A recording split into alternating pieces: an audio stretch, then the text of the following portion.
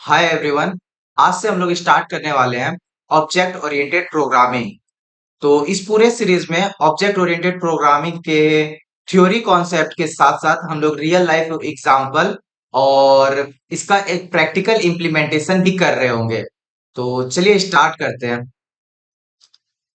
तो सबसे पहले देखते हैं कि ऑब्जेक्ट ओरिएंटेड प्रोग्रामिंग आपके लिए क्यों इम्पोर्टेंट है। ऑब्जेक्ट ओरिएंटेड प्रोग्रामिंग हमारे कोडिंग पर्सपेक्टिव से तो इम्पोर्टेंट है, लेकिन ये आपके लिए क्यों इम्पोर्टेंट है तो उस पर डिस्कस कर लेते हैं। सबसे पहले हम लोग देखते हैं कि ये ऑब्जेक्ट ओरिएंटेड प्रोग्रामिंग का कॉन्सेप्ट के सेमेस्टर एग्जाम में पूछा जाएगा। अगर आप बीटेक कर रहे हो या किसी भी कंप्यूटर के फील्ड से हो तो आपके सब्जेक्ट में एक ऑब्जेक्ट ओरिएंटेड प्रोग्रामिंग या इससे रिलेटेड कोई ना कोई टॉपिक होगा और वो एग्जाम में पूछा ही जाएगा। दूसरा चलते हैं हम लोग प्लेसमेंट के टाइम। जब आप प्लेसमेंट में बैठोगे और आप किसी इंटरव्यू में जाते हो या फिर ऑनलाइन असेसमेंट भी दे रहे हो तो वहां उससे रिलेटेड बहुत सारे क्वेश्चंस पूछे जाते हैं। तीसरा चलते हैं हम लोग रियल लाइफ में।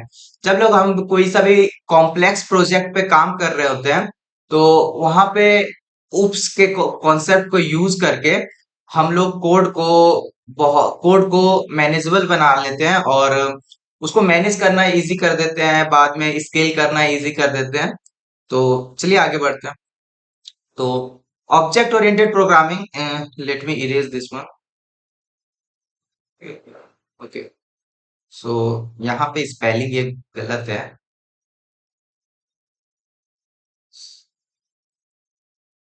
थोड़ा स्पेलिंग अवॉइड करना, ठीक है। तो सबसे पहले हम लोग देखते हैं कि ऑब्जेक्ट ओरिएंटेड प्रोग्रामिंग से पहले हम लोग क्या यूज कर रहे थे, क्योंकि ऑब्वियस है अगर कुछ चीज नया आया है तो पुराने में भी हम लोग कुछ यूज कर रहे होते हैं। तो मैं सबसे पहले आपके लिए एक डेफिनेशन लिख के आया हूं तो उसको मैं पढ़ देता हूँ।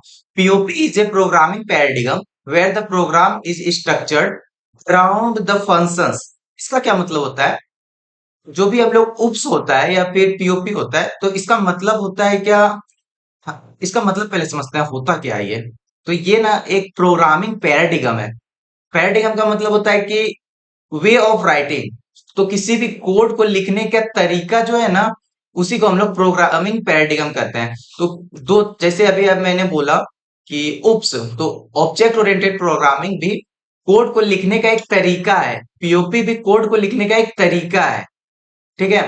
तो देखते हैं कि पीओपी कैसे काम करता था और इसमें ऐसी क्या दिक्कत आई जिसके कारण हमको उस पे शिफ्ट होना पड़ा। तो देखते हैं पीओपी में क्या होता है कि हम लोग ना इसमें फंक्शंस में डील कर रहे होते हैं। स्टेप बाय स्टेप अपन टॉप टू डाउन जाते हैं, जो भी फंक्शंस अपने को लिखना है तो बहुत सारे फंक्शंस लिखते हैं। और इसमें सबसे ज्यादा दिक्कत होता है ये ग्लोबल डेटा का। तो अगर अपन कोई सा भी ग्लोबल डेटा रखते हैं तो उसको कोई सा भी फंक्शन अपन एक्सेस कर सकता है और उसको चेंज कर सकता है। तो इससे क्या होता है कि हमारा एप्लीकेशन ना लेस सिक्योर हो जाता है। तो हमारा एप्लीकेशन बहुत ज्यादा सिक्योर नहीं है यहाँ पे। ठीक है। तो अगर अपन अपन फंक्शंस यूज कर रहे हैं तो बहुत सारे फंक्शंस यूज कर रहे होते हैं यहाँ पे। तो क्या होता है कि अपन समझ लीजिए अपने को एक कार बनानी है, ठीक है, अलग अलग कार बनानी है। लेकिन ये कार, इस कार में वो सारी फंक्शनैलिटी है जो इस कार में है, लेकिन कुछ कुछ अलग भी है और कुछ चेंजेस भी हैं फंक्शंस में।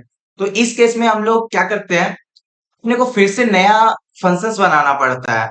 या फिर हमारा प्रोजेक्ट बहुत ज्यादा कॉम्प्लेक्स है तो इतने सारे हम लोग क्या कहते हैं फंक्शंस बनाते हैं, अब बाद में उसको मैनेज करना बहुत हार्ड हो जाता है। तो इसमें दिक्कत है। आई थिंक आपको ये नहीं दिख रहा होगा तो मैं इसको थोड़ा सा चेंज करके इधर ले आता हूँ खुद को। Okay? हम्म। तो देखो तो इसमें क्या दिक्कत क्या आता है कि इसको मैनेज करना बहुत हार्ड हो जाता है। कोई भी कॉम्प्लेक्स प्रोजेक्ट है, बहुत सारे फंक्शंस बने हुए हैं, कौन सा फंक्शन में क्या चेंजेस करना है, कौन सा फंक्शन किस पे डिपेंड कर रहा है, तो इससे बहुत ज्यादा दिक्कत होता है कि इस फंक्शन में चेंज किया तो उस फंक्शन में कुछ गलत इंपैक्ट ना पड़ जाए। तो इसीलिए कहते हैं कि इसको मैनेज करना बहुत हार्ड हो जाता है। उसके बाद रीयूजेबिलिटी। तो इसको रीयूज करना भी, कोड इसमें कोड का बहुत ज्यादा रिडंडेंसी होता है। अपन एक ही टाइप को कोड को अलग अलग फंक्शंस में लिख रहे होते हैं जिससे कोड का रीयूजेबल नहीं हो जाता वो कोड। ठीक है ना। तो ये वर्नर लेवल होता है। तो ये स्पेलिंग गलत है तो इसको मत जाना। फिर ग्लोबल डेटा तो मैंने बता दिया, ये ग्लोबल डेटा भी दिक्कत करता है कि कोई सा भी उसको एक्सेस कर रहा होता है, कोई सा भी उसको चेंज कर रहा होता है। पीओपी का बस एक ही बेनिफिट है कि इसको समझना इजी होता है। स्मॉल टास्क के लिए आप इसको यूज कर सकते हैं क्योंकि ये डायरेक्ट और एफिशिएंट होता है स्मॉल स्मॉल प्रोजेक्ट्स के लिए। लेकिन जब भी हम लोग कॉम्प्लेक्स प्रोजेक्ट पे जाते हैं तब हम लोग को उप्स की तरफ शिफ्ट करना पड़ता है। उप्स भी एक प्रोग्रामिंग पैराडिगम है जिसमें हम लोग कोड को ऑर्गेनाइज करते हैं ऑब्जेक्ट ऑब्जेक्ट के अराउंड। और ऑब्जेक्ट का इंस्टेंस ऑब्जेक्ट जो है उसका आप लोग पहले एक ब्लूप्रिंट बना लेते हैं। तो ब्लूप्रिंट क्या होता है? ब्लूप्रिंट आपका समझ लो कि जैसे आप घर बना रहे हो तो अपन उस घर का पहले ब्लूप्रिंट बना रहे हैं। उस ब्लूप्रिंट का हम लोग उस ब्लूप्रिंट से हम लोग घर बना रहे हैं। तो समझ लो एक ब्लूप्रिंट है हमारा, उससे मल्टीपल ऑब्जेक्ट्स भी बना पा रहे हैं। जैसे एक एग्जांपल देता हूँ यहाँ पे कि ये हमारा एक घर है, ठीक है ना? सॉरी, ये हमारा एक क्लास है। क्लास में अपने को घर बनाना है तो अपन डिस्कस करेंगे कि घर का कलर क्या होगा, ठीक है, डोर क्या होगा, डिजाइन क्या होगा, क्या क्या एट्रीब्यूट्स हो गए। तो ये सब मिला के अपन एक क्लास बना देते हैं। अपन बाद में डिस्कस करेंगे कि क्लास क्या होता है, ऑब्जेक्ट क्या होता है। तो अभी मैं बस एक इंट्रोडक्शन दे रहा हूँ क्योंकि जब भी मैं यूट्यूब पे वीडियो सर्च किया तो लोग डायरेक्ट क्लास एंड ऑब्जेक्ट से स्टार्ट कर देते हैं। तो लेकिन उससे पहले भी कुछ चीजें होती है जिसका जानना आपके लिए बहुत ज्यादा इंपॉर्टेंट है। जैसे कि अपने को उप से पहले क्या होता है वो जानना जरूरत है। इसमें क्या प्रॉब्लम हुआ जिसके कारण हम लोग, सॉरी, पुप्स में क्या, पीओपी में क्या प्रॉब्लम हुआ जिसके कारण हम लोग उप्स पे शिफ्ट किए। तो ये सब जानना जरूरी है। तो अब इसमें देखते हैं इसमें क्या हुआ। अपन एक टेम्पलेट बना दिए। अब टेम्पलेट से अपने को जिस टाइप का भी ऑब्जेक्ट चाहिए, हाँ ऑब्जेक्ट मेरे को ग्रे कलर का चाहिए या फिर रेड कलर का चाहिए या फिर येलो कलर का चाहिए, जिस कलर का मेरे को ऑब्जेक्ट चाहिए अपन उसमें वो वैल्यूज देंगे, वो हो जाएगा, वो बन जाएगा। लेकिन इसमें अपने को क्या मिलता है कि डेटा हमारा सिक्योर रहता है। हम चाहेंगे कि कौन मेरे मेरे इस ऑब्जेक्ट को चेंज कर सकता है। तो ये हमारे हाथ में होता है कि इसको कौन चेंज कर सकता है, कौन एक्सेस कर सकता है, जिससे हमारा एप्लीकेशन ज्यादा सिक्योर बन जाता है। ठीक है, तो अब आगे बढ़ते हैं। दोनों के बीच में डिफरेंस क्या होता है? अगर ऑब्जेक्ट ओरिएंटेड प्रोग्रामिंग में और पीओपी में डिफरेंस क्या है? तो अपन एक सिंपल से एग्जांपल के साथ समझते हैं कि सपोज अपने को एक कार बनानी है, ठीक है। चलो मैं एक कार बना देता हूँ यहाँ पर। ये हमारा छोटा सा कार हो गया, बचपन में बनाते थे, ठीक है।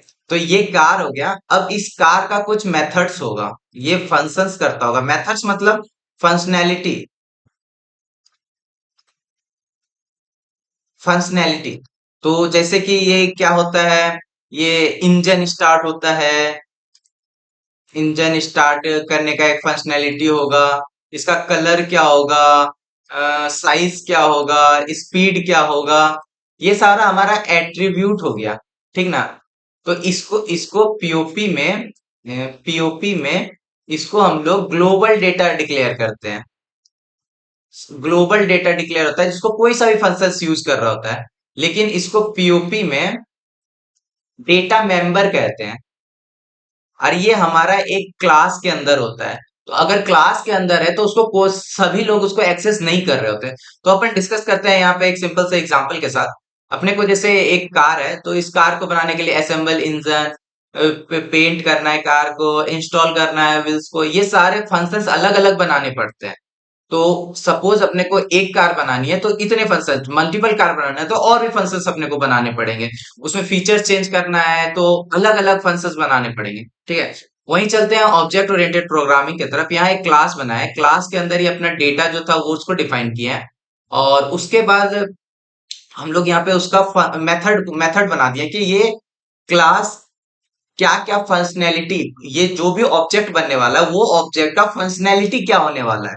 इसके बाद हम लोग इनहेरिटेंस का यूज करते हैं। इनहेरिटेंस में क्या होता है कि अगर मेरे को एक ऐसा कार बनाना है जो इस कार के फीचर्स को तो एक्वायर कर ही रहा है लेकिन वो कुछ एडिशनल फीचर्स को भी कर रहा है, तो यहाँ पे अपने को कोड को वापस से नहीं लिखना पड़ेगा बल्कि इस कोड को इनहेरिट कर देंगे। इनहेरिट मतलब रीयूज कर लेंगे।